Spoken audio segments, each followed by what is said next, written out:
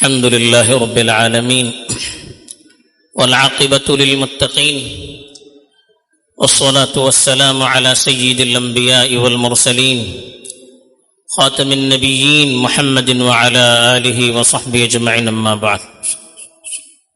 میرے دینی اور ایمانی بھائیوں، بزرگوں اور دوستوں، یہ ہفتہ مسلمانوں کے لیے ایک طرح سے خوشی اور حوصلے کا بھی ہے، اور ایک طرف انتہائی رنج و الم اور پریشانی کا بھی ہے۔ 4-5 دنوں سے غزہ کی سرزمین میں جو ظلم ہو رہا ہے، عوام، نہتے عواموں پر، شہریوں پر، چھوٹے چھوٹے بچوں پر، عورتوں پر جس طرح سے بم برسائے جا رہے ہیں، پورا کا پورا علاقہ برباد کیا جا رہا ہے، یہ بات ابھی کسی سے ڈھکی چھپی ہوئی نہیں ہے، اور پورا عالم اسلام اس وقت پریشان ہے۔ بلکہ ہر وہ انسان جس کے دل میں انسان کی محبت ہے اور جو اس سرزمین کی تاریخ سے واقف ہے، جو اسرائیل کی خونریز تاریخ سے واقف ہے، اس کی ضد، ہٹ درمی، ظالمانہ قبضے کی تاریخ سے واقف ہے، وہ اس پر آنسو بہائے بغیر نہیں رہ سکتا۔ لیکن افسوس یہ ہے کہ ہم مسلمانوں کا وہ شعور، وہ جذبہ، وہ غیرت، وہ حمیت جو ہونی چاہیے اور ایسے موقع پر جس کا اظہار ہونا چاہیے، وہ ایک طرح سے دب چکا ہے، سرد پڑ چکا ہے۔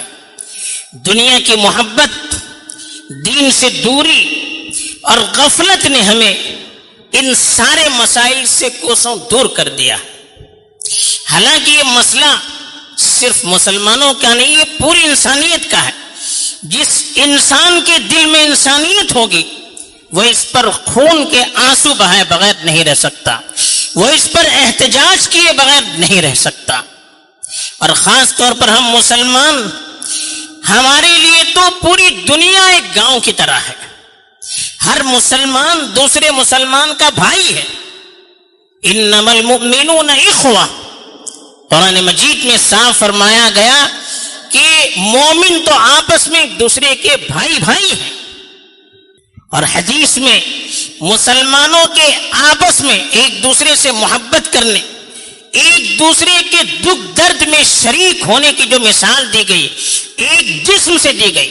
مثل المؤمنین فی توادہم وتعاطفہم وتعاضدہم مثل الجسد الواحد، کہ مسلمانوں کی آپس میں ایک دوسرے سے ہمدردی، ایک دوسرے کا ساتھ دینا اور ایک دوسرے کے ساتھ شفقت اور محبت کا معاملہ کرنا، اس کی مثال تو ایک جسم کی طرح ہے۔ اذا اشتكى منه عضو تداعى له سائر الجسد بالسهر والحمى، کہ جسم کے ایک حصے میں تکلیف ہوتی ہے، پورا بدن اس جسم کو محسوس کرتا ہے۔ مان لیجیے آپ کے دانت میں درد ہوتا ہے، دانت اتنا چھوٹا سا حصہ ہے دانت کا، ایک دانت میں درد ہوتا ہے، پورے بدن کو نیند نہیں لگتی ہے۔ ناخن میں آپ کی کانٹا چھپ جاتا ہے، پورا بدن اس درد کو محسوس کرتا ہے۔ کہا کہ مسلمانوں کی آپسی مثال ایک جسم کی طرح ہے۔ دنیا کے کسی کونے میں ایک مسلمان کو تکلیف ہو جائے تو سارے مسلمانوں کو وہ درد محسوس کرنا چاہیے۔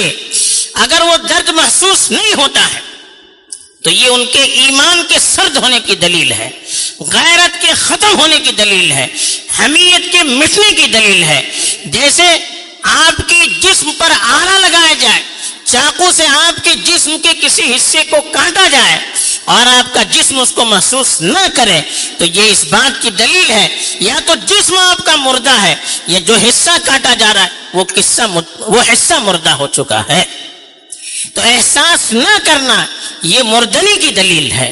تو اس لیے ایک مسلمان کی یہ نشانی بتائی گئی کہ ایک مسلمان بھائی کو تکلیف ہو جائے، پورے مسلمانوں کو اس کا درد محسوس کرنا چاہیے۔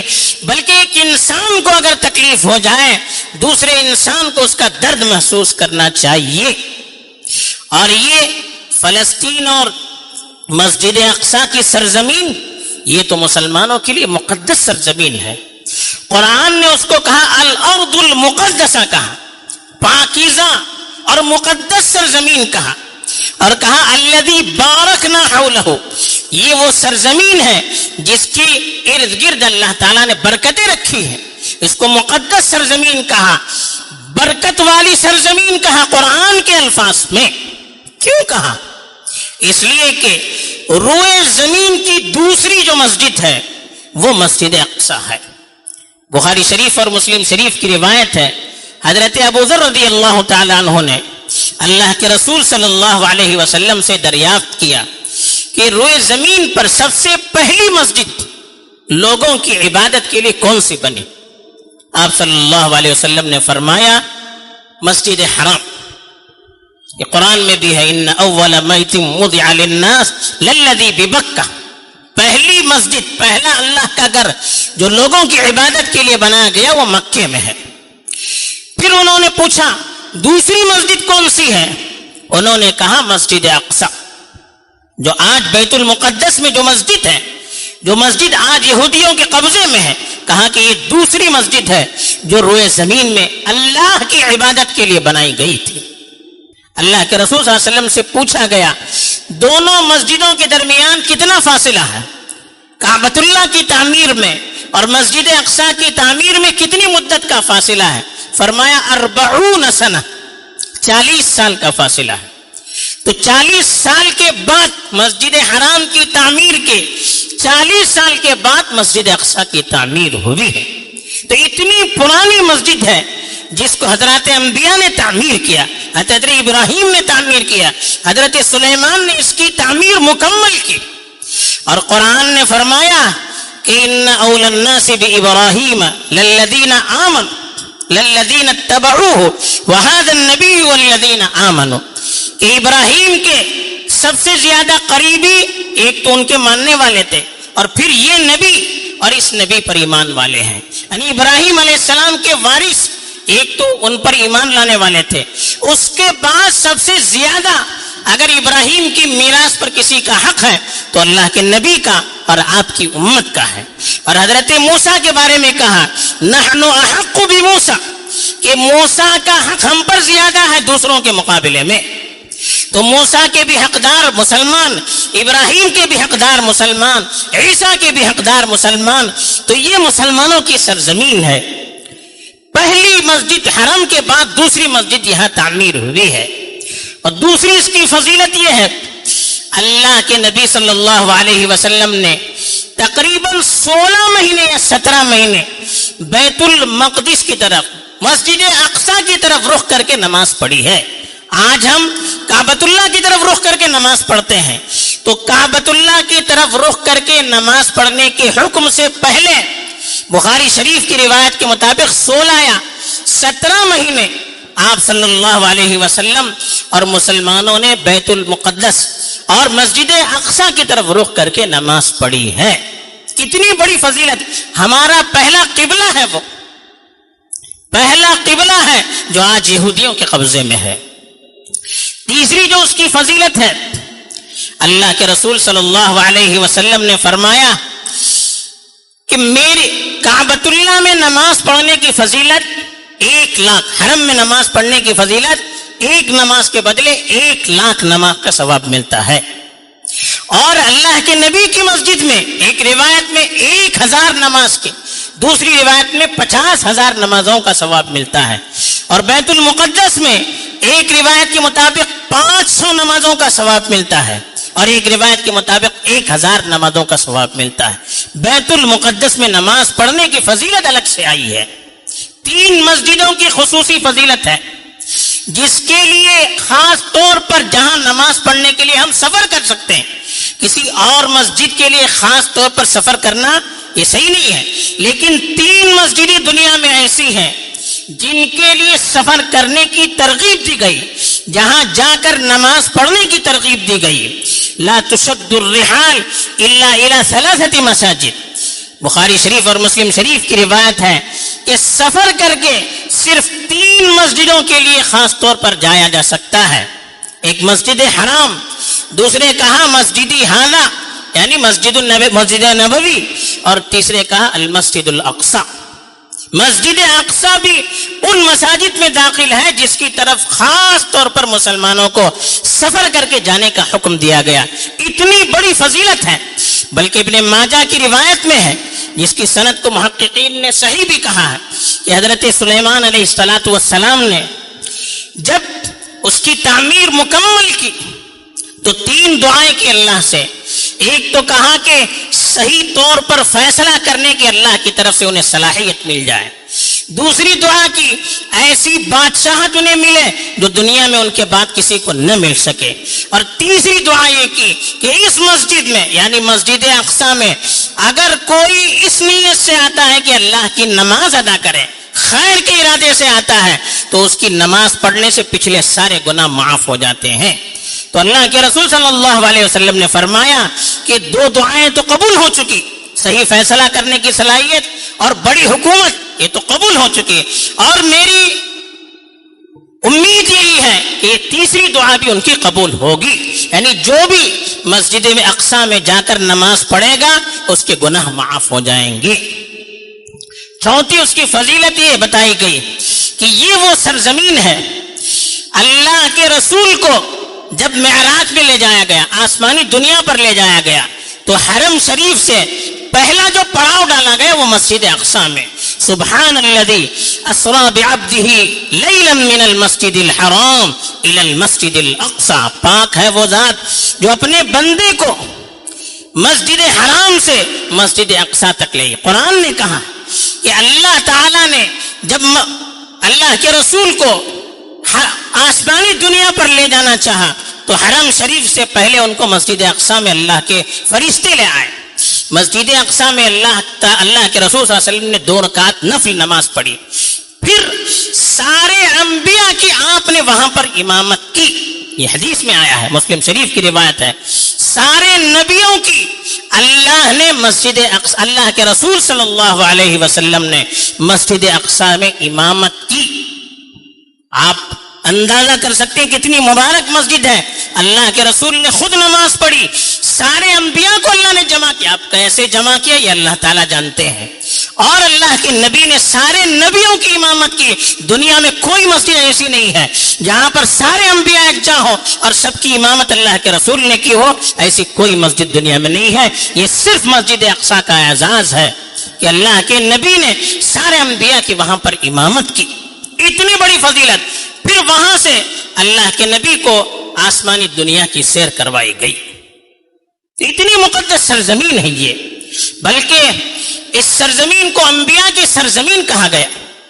جتنے انبیاء بیت المقدس کی سرزمین شام جسے کہتے ہیں، اس میں جارڈن بھی ہے، سیریا بھی ہے، فلسطین بھی ہے، یہ جو پورا علاقہ ہے شام کا علاقہ کہلاتا ہے، اس میں جتنے نبی اللہ کی طرف سے بھیجے گئے، دنیا کی کسی سرزمین میں اتنے نبی نہیں آئے۔ جتنے انبیاء کی قبریں وہاں پر موجود ہیں، دنیا کی کسی سرزمین میں اتنے انبیاء کی قبریں نہیں ہیں۔ یہ وہ مقدس سرزمین ہے، اتنی مبارک مسجد ہے جس کو اللہ کے رسول کے زمانے میں فتح کرنے کے لیے باقاعدہ اللہ کے رسول نے حضرت اسامہ کے لشکر کو تیار کیا، لیکن ان کے لیے مقدر نہیں ہو سکا۔ سن 15 ہجری میں اللہ کے رسول صلی اللہ علیہ وسلم کی وفات کے تقریباً 5 سال بعد حضرت عمر کے زمانے میں بیت المقدس کو فتح کیا گیا، مسجد اقصی مسلمانوں کے قبضے میں آ گئی۔ اس کے بعد سے تقریباً 1300 سال تک وہ مسلسل مسلمانوں کے قبضے میں رہی۔ درمیان میں 88 سال 88 سال 80 اور 88 سال تقریباً عیسائیوں کے قبضے میں رہی، جس کو مجاہد کبیر حضرت سلطان صلاح الدین ایوبی رحمۃ اللہ علیہ نے قبضہ کیا تھا۔ اس کے بعد فلسطین کا علاقہ یہ مسلسل مسلمانوں کے قبضے میں رہا، یہاں تک کہ 1948 میں سازش کے ذریعے سے وہاں پر ایک یہودی حکومت قائم کی گئی۔ حالانکہ آپ پہلے کا میپ دیکھیے، وہاں پر کوئی اسرائیل نام کی جگہ ہی نہیں، پورا علاقہ فلسطین تھا وہ، لیکن بڑی سازشیں ہوئی اس کے پیچھے، اور وہاں کے لاکھوں مسلمانوں کو بے گھر کیا گیا، وہاں سے بھگا دیا گیا، زور و زبردستی کر کے وہاں سے نکالا گیا، اور ایک ظالمانہ حکومت وہاں پر قائم کی گئی۔ آج تک 100 سال تقریباً ہو رہے ہیں، 1919 یا 20 سے لے کر وہ سلسلہ جو شروع ہوا تھا آج تک اس کا سلسلہ چل رہا ہے۔ 1948 میں باقاعدہ حکومت کا انہوں نے اعلان کیا، اور پھر وہ ظلم ہوئے مسلمانوں میں، آج تک اس کا تسلسل جاری ہے۔ کوئی سال ایسا نہیں گزرتا جہاں فلسطین کے مسلمانوں پر اسرائیلی ظالموں کی طرف سے ظلم نہ ہوتا ہو، لیکن دنیا آنکھیں بند کر کے خاموش ہے۔ آج اگر فلسطین کے مجاہدین نے اپنی ظلم کا بدلہ لے لیا ہے تو آج پوری دنیا کے اندر بیداری آ رہی ہے، اور کہے کہ ٹیررسٹ اٹیک ہے، یہ دہشت گردانہ حملہ ہے۔ اور 100 سال تک جو اسرائیل ان کے ساتھ قتل و غارت گری کرتا رہا، وہ کیا دہشت گردی نہیں تھی؟ ہزاروں قانون اقوام متحدہ میں پاس کر دیے جاتے ہیں اور پھر اس کو نافذ نہیں کیا جاتا، مذاق اڑایا جاتا ہے۔ فلسطین کے حقوق کی دہائی دی جاتی ہے اور پھر اس کا مذاق اڑایا جاتا ہے، اس کو نافذ نہیں کیا جاتا۔ کیا ظلم نہیں ہے؟ لاکھوں فلسطینی آج بھی پناہ گزین کی حالت میں، ریفوجیز کی حالت میں زندگی گزار رہے ہیں، کیا یہ ظلم نہیں ہے؟ یہ ظلم کی ساری حدیں پار ہو چکی ہے، لیکن دنیا والوں کی آنکھوں پر پٹی لگا دی گئی ہے، ان کو ظالموں کا ظلم نظر نہیں آتا ہے۔ مسلمان آنکھ بھی کھولتے ہیں، مسلمان آہ بھی کھینچتے ہیں، وہ نظر آتا ہے۔ ہم آہ بھی کرتے ہیں تو ہو جاتے ہیں بدنام، وہ قتل بھی کرتے ہیں تو چرچا نہیں ہوتا، ان کے قتل و غارت گری کا کوئی چرچا نہیں ہوتا ہے، لیکن مسلمان ظلم کی وجہ سے آہ بھی کھینچتے ہیں، آواز نکالتے ہیں تو اس کو بھی دہشت گردی سے تعبیر کیا جاتا ہے۔ یہ مسلمانوں کو سمجھنا چاہیے کہ کس طرح سے ان کا کھلواڑ ہو رہا ہے، کیسے دنیا میں تماشا گاہ بنائی جا رہی ہے اور مسلمانوں کے خون کے ساتھ ہولی کھیلی جا رہی ہے۔ ہمیں بیدار ہونا چاہیے، ہمیں کم از کم اپنے حقوق کو سمجھنا چاہیے، اپنی تاریخ کو سمجھنا چاہیے۔ یاد رکھیے، اپنے بچوں کو فلسطین اور مسجد اقصی کی تاریخ سے واقف کرانا یہ ہمارا فرض ہے۔ اگر ہم نے واقف نہیں کروایا، آئندہ نسل پھر اس سے پوری طرح سے بے خبر ہو سکتی ہے۔ آج یہ حالت ہو گئی ہے کہ آج اکثر مسلم ممالک کہتے ہیں کہ نہیں، ان کو تسلیم کیجئے، ہم صلح صفائی کریں گے۔ ارے آپ کے گھر سے آپ کو کسی نے باہر کر دیا اور 10 دن کے بعد کوئی کہہ رہا ہے نہیں وہ رہ رہا ہے نا اس کے لیے دے دیجئے، یہ ظلم نہیں ہے؟ ان کے گھر سے ان کو نکالا گیا، ان کے ملک سے ان کو نکالا گیا اور ان سے کہا جا رہا ہے کہ نہیں وہ رہ رہے ہیں نا، ان کو آپ تسلیم کیجئے۔ یہ کہاں کا اصول ہے؟ یہ کہاں کی شریعت ہے؟ یہ کون سا قانون ہے؟ یہ تو ظلم کی انتہا ہے۔ لیکن آپ قربان جائیے ان مجاہدین پر، پوری دنیا نے ان کا ساتھ چھوڑ دیا۔ غزہ پٹی کو 20 سال سے تقریباً جیل بنا کر رکھا گیا ہے، دانے پانی کے لیے ان کو ترسایا گیا ہے تاکہ وہ جھک جائیں، تاکہ وہ اسرائیل کو تسلیم کریں، تاکہ وہ مسجد اقصی کی طرف نگاہ اٹھا کر نہ دیکھیں۔ لیکن قربان جائے ان مجاہدین پر، ساری تکلیفوں کو جھیل کر انہوں نے دشمنوں کے آگے گھٹنا ٹیکنے کو قبول نہیں کیا۔ آج بھی وہ اسی طرح سے زندہ ہے۔ آج دنیا کی سپر پاور جس کو کہا جاتا تھا اسرائیل، جو اپنے آپ کو دنیا کی سب سے طاقتور کہتی تھی، دیکھیے کس طرح سے چھکے چھڑا دیا اس کو۔ اس سے ہمیں بھی سبق لینا چاہیے، کبھی مایوس نہیں ہونا چاہیے۔ وَلَيَنْصُرَنَّ اللَّهُ مَن يَنْصُرُهُ، اللہ کا وعدہ ہے جو اللہ کے دین کی خدمت میں لگا رہتا ہے اس کی مدد کرنا یہ اللہ کی ذمہ داری ہے۔ اللہ کبھی ان لوگوں کا ساتھ نہیں چھوڑتا ہے جو اس کے دین کے لیے قربانی دیتے ہیں، لیکن ضرورت اس کی ہے ہمیں اپنے مسائل کو خود سے سمجھنا چاہیے، ہمیں اپنے اخلاق کو درست کرنا چاہیے، ہمیں اپنے اعمال کو درست کرنا چاہیے، ہمیں اپنی زندگیوں کی اصلاح کرنی چاہیے۔ افسوس ہوتا ہے ہماری زندگیاں اتنی بگڑ چکی ہیں، ہمارے اخلاق اتنے خراب ہو چکے ہیں، ہمارا کیریکٹر اتنا برباد ہو چکا ہے کہ ہم اللہ کی رحمت سے دور ہوتے چلے جا رہے ہیں، ہم اللہ کی مدد سے دور ہوتے چلے جا رہے ہیں۔ اللہ کی مدد جب آتی ہے جب ہماری اصلاح ہوگی، جب ہماری اصلاح ہوگی، ہم صحیح ہوں گے، ہمارے اعمال صحیح ہوں گے، ہم دیندار ہوں گے، ہم شریعت کے تابع ہوں گے، تب اللہ کی مدد آئے گی۔ بہرحال آج کے حالات میں ہمیں کم از کم اپنے بھائیوں کے لیے دعائیں کرنی چاہیے، قنوت نازلہ پڑھنا چاہیے، ہر مسجد میں اس کا اہتمام کرنا چاہیے، اپنے مظلوم بھائیوں کے لیے قنوت نازلہ کم از کم فجر میں پڑھا جائے، اپنی دعاؤں میں اپنے بھائیوں کو یاد رکھا جائے اور اپنی تاریخ سے خود بھی واقف ہو جائے اور اپنی اگلی نسل تک یہ تاریخ پہنچانے کی امانت بھی ہم اپنی طرف سے ادا کرنے کی کوشش کریں۔ اللہ تعالیٰ ہماری حفاظت فرمائے، مظلوموں کی مدد فرمائے، ظالموں کو اللہ تعالیٰ برباد کر دے اور دنیا پر پھر امن و سلامتی اور شانتی کو اللہ تعالیٰ قائم